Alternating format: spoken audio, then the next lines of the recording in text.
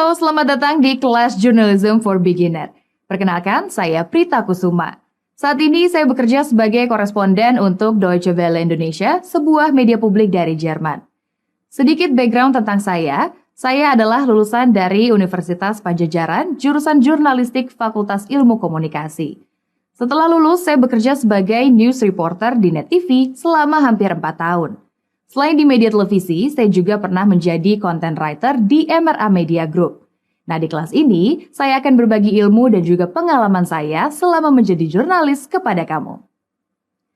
Sebelum kita mulai belajar, saya akan membukakan terlebih dahulu apa sih yang melatar belakangi course ini.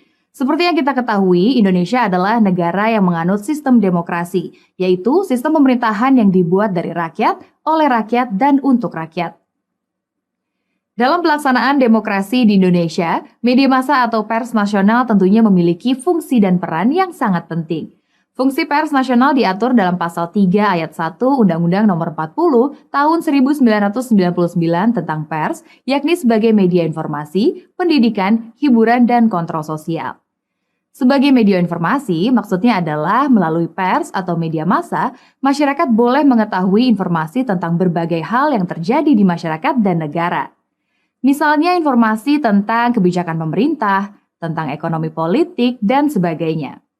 Sementara itu, yang dimaksud fungsi pers sebagai pendidikan, yaitu pers memuat tulisan atau informasi yang mengandung pengetahuan, sehingga masyarakat bertambah pengetahuan dan wawasannya.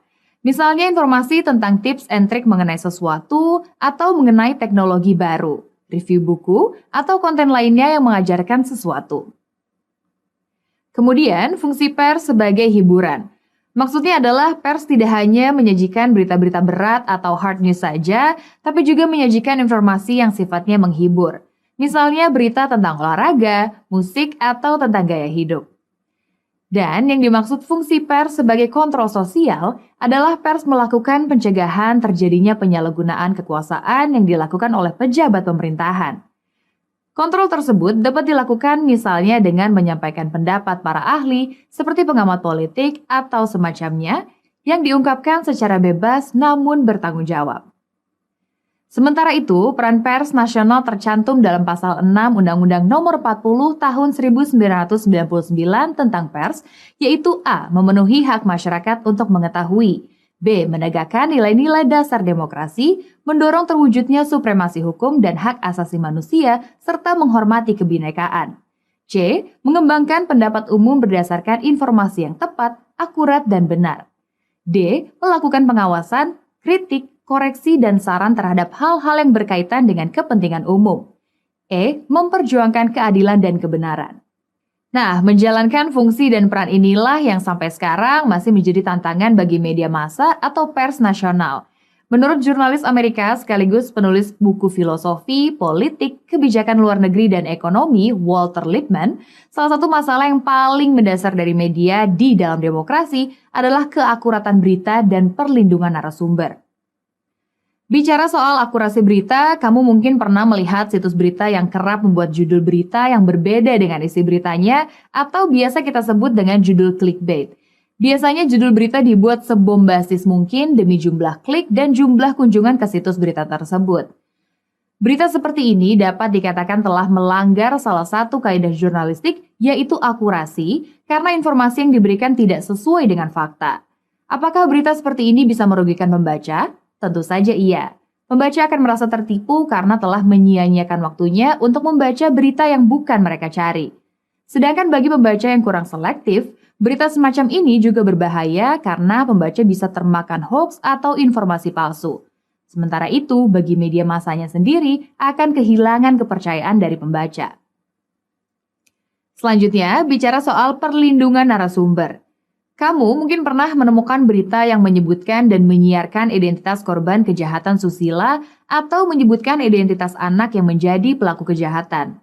Hal ini telah melanggar pasal ke-5 Kode Etik Jurnalistik yang berbunyi, wartawan Indonesia tidak menyebutkan dan menyiarkan identitas korban kejahatan susila dan tidak menyebutkan identitas anak yang menjadi pelaku kejahatan. Mengapa identitas korban kejahatan susila atau identitas anak yang menjadi pelaku kejahatan tidak boleh disebutkan dalam berita? Karena dengan menyebutkan identitas korban kejahatan susila, wartawan secara tidak langsung telah ikut menyebarluaskan informasi yang merusak nama baik korban. Korban kejahatan susila akan mengalami kehilangan privasi, kepercayaan, dan merasa dirinya menjadi tidak berharga lagi. Sementara itu, jika wartawan menyebutkan identitas anak pelaku kejahatan, anak yang menjadi pelaku kejahatan itu akan menerima stigma negatif yang disandang seumur hidupnya. Sebab berita tentangnya dapat diakses oleh siapapun lewat internet. Karena identitasnya sudah dikenali, anak pelaku kejahatan itu pun berpotensi ditolak oleh lingkungan tempat tinggal dan sekolah, sulit mengembangkan diri, apalagi mendapat pekerjaan. Nah, kesalahan-kesalahan menulis berita seperti yang saya uraikan tadi tidak akan kamu lakukan kalau kamu betul-betul bisa mewujudkan kaidah jurnalistik dan mematuhi etika jurnalistik dalam menulis berita. Untuk itulah, course ini hadir untuk membantu kamu belajar ilmu jurnalistik.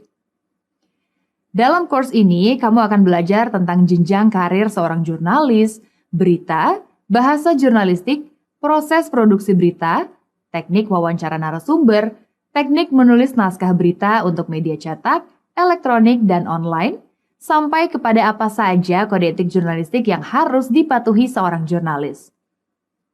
Bagaimana? Sudah siap belajar menjadi jurnalis yang profesional? Kalau iya, sampai bertemu di video selanjutnya ya.